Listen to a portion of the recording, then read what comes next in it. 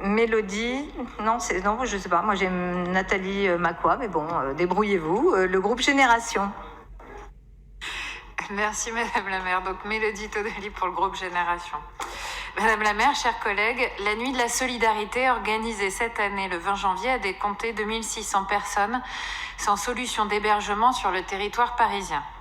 Pour la première fois, elle avait une dimension métropolitaine en étant organisée de façon concomitante avec 9 villes voisines volontaires en Seine-Saint-Denis et dans les Hauts-de-Seine.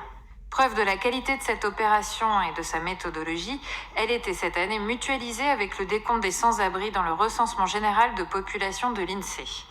De nombreuses autres villes en France ont également choisi d'organiser une opération de décompte sur leur territoire. Depuis maintenant 5 ans, cette opération permet à plus de 2000 bénévoles parisiens d'aller à la rencontre des plus exclus, de les rendre visibles, de mieux identifier leur parcours et besoins quotidiens. Cette opération de grande ampleur est également un outil concret pour nous permettre d'ajuster nos politiques publiques et les solutions à apporter à celles et ceux qui en ont le plus besoin. Espaces de domiciliation, aide alimentaire, bains-douches, bagagerie, accueil de jour et bien sûr hébergement. 2600 laissés pour compte de l'hébergement. C'est bien cette donnée qu'il faut retenir. Elle peut être mise en regard avec le dernier rapport de la Fondation Abbé Pierre sur l'état du mal-logement en France.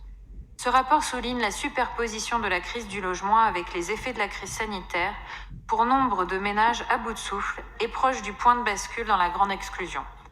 Il relève l'aggravation des inégalités d'accès au logement, dont l'effet est le doublement du nombre de sans-domicile entre 2012 et 2022. Et rappelle les principales causes du sans-abrisme à l'échelle nationale. Hausse des prix du logement, baisse constante des aides au logement et de la vitesse de production des logements sociaux, manque de places d'hébergement d'urgence, sous-dimensionnement des dispositifs d'accueil, notamment pour les demandeurs d'asile, record du nombre d'expulsions des lieux de vie informels. La conjugaison de tous ces facteurs, pour certains exacerbés par les effets de la crise sanitaire, engendre une baisse du niveau de vie et des conditions de logement pour nombre de Françaises et Français, de Parisiennes et de Parisiens. Le gouvernement lançait en 2017 le plan Logement d'abord et voulait apporter un toit à toutes celles et ceux qui étaient sans abri. 5 années plus tard, au vu du bilan et des données récoltées, force est malheureusement de constater que les situations de rupture continuent de s'accroître, tandis que la sortie de la rue est toujours plus compliquée. Notre majorité municipale est pleinement mobilisée pour veiller à adapter les réponses et les dispositifs d'accompagnement à la situation des Parisiennes et des Parisiens. Nous tenons une trajectoire volontariste de livraison des logements sociaux. Nous avons adopté un plan ambitieux de lutte contre la précarité énergétique et abondé les aides sociales d'urgence et le Fonds de solidarité et logement à destination des foyers les plus vulnérables. Madame la maire, après cette 5e édition de la Nuit de la Solidarité, quelle réponse complémentaire au dispositif actuel allons-nous apporter aux 2600 Parisiennes et Parisiens en situation de sans-abrisme? Merci. Merci à vous. Je donne la parole à Léa Filoche pour vous répondre.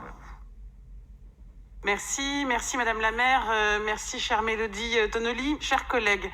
La semaine dernière, effectivement, nous avons pu partager les premiers résultats de la 5e Nuit de la Solidarité que je vous invite à retrouver sur le site internet de la ville. Et avant de revenir sur les premiers enseignements de ces résultats, je tiens d'abord à saluer la constance de l'engagement des Parisiennes et des Parisiens volontaires de la solidarité qui ont permis la bonne tenue de cette grande opération de décompte. Malgré le contexte sur lequel je ne reviens pas. Comme vous l'avez mentionné, cette opération s'est tenue avec la participation de 9 communes de la métropole du Grand Paris et d'une vingtaine d'autres du reste de la France. Chacune de ces 27 villes qui ont participé à ce décompte, du coup, d'un point de vue national, souhaite recompter aussi l'année prochaine, de façon à pouvoir, comme le fait Paris depuis 5 ans, pouvoir essayer de tirer les bonnes leçons et notamment les bonnes politiques publiques de cette démarche.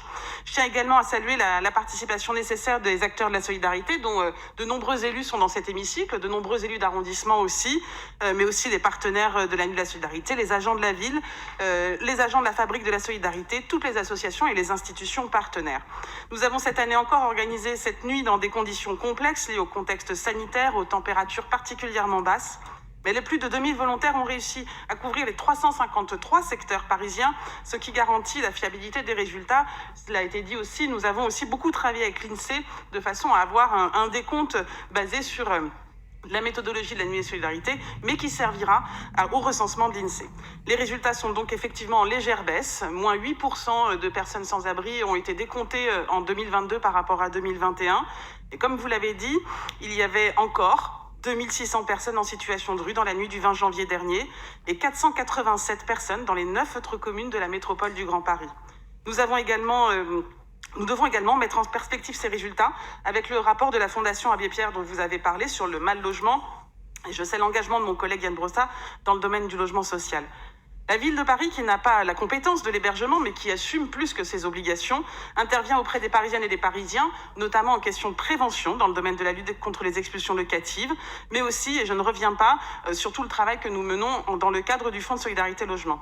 Concernant l'hébergement, monsieur, mais nous allons encore une fois dire que c'est une responsabilité de l'État et donc de sa responsabilité si aujourd'hui il en manque encore.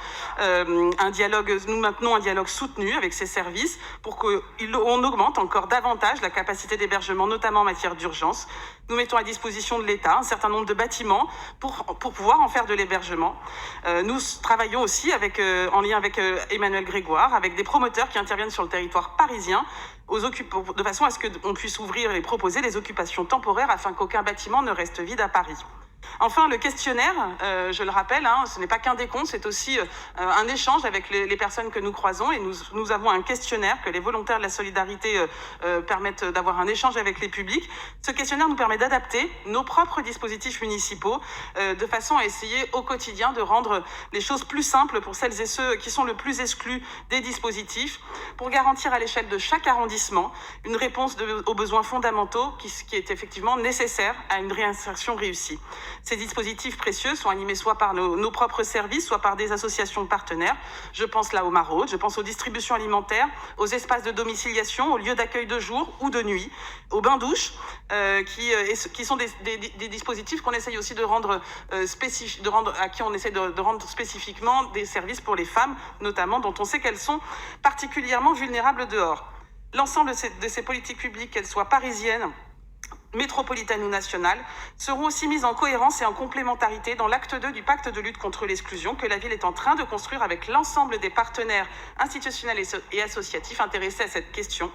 Et pour terminer, nous publierons fin juin les rapports consolidés du comité scientifique et de la PUR de la 5e édition de la Nuit de la Solidarité afin de pouvoir là encore venir réajuster, construire et renforcer nos propres dispositifs. Je vous remercie. Merci à vous. Est-ce que vous souhaitez reprendre la parole?